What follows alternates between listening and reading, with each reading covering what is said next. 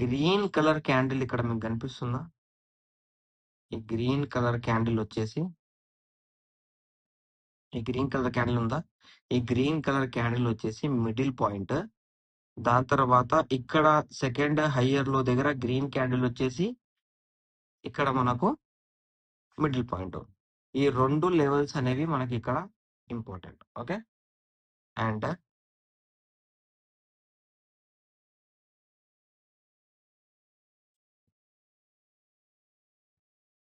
ఒక్క నిమిషం అండి, ఈ సెట్టింగ్ రావట్లేదు. ఈ గ్రీన్ మిడిల్ పాయింట్ నుంచి ఈ గ్రీన్ మిడిల్ పాయింట్ అనేది మనకు ఇంపార్టెంట్. ఓకేనా?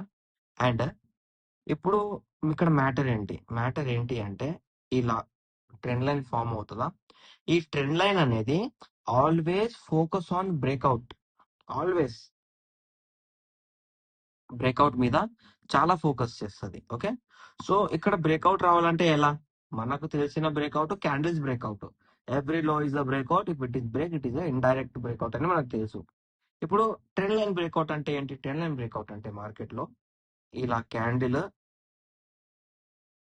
రిజెక్ట్ కావాలి. రిజెక్ట్ క్యాండిల్ వచ్చేసి గ్రీన్ ఇలా రిజెక్ట్ అవుతే బ్రేక్అవుట్.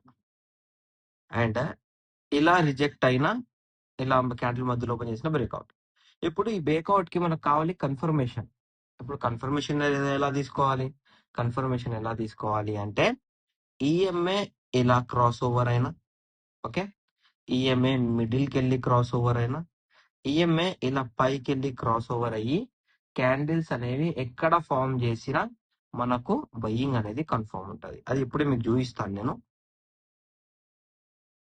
ఇక్కడ చూడండి, ప్రీవియస్ గ్రీన్ క్యాండిల్ కి వెళ్ళి పైకి వెళ్ళి ఇంకో గ్రీన్ క్యాండిల్ క్లోజ్ అయినా, కిందికి వెళ్ళి కింద రిజెక్ట్ అయ్యి క్లోజ్ అయినా, మధ్యలోకి వెళ్ళి మధ్యలో ఎక్కడైనా క్లోజ్ అయినా మనకు బ్రేక్అవుట్ ఫార్మేషన్ అనేది ఈ హయ్యర్ ట్రెండ్ లైన్ దగ్గర మనకు కనిపిస్తుంది. ఓకేనా?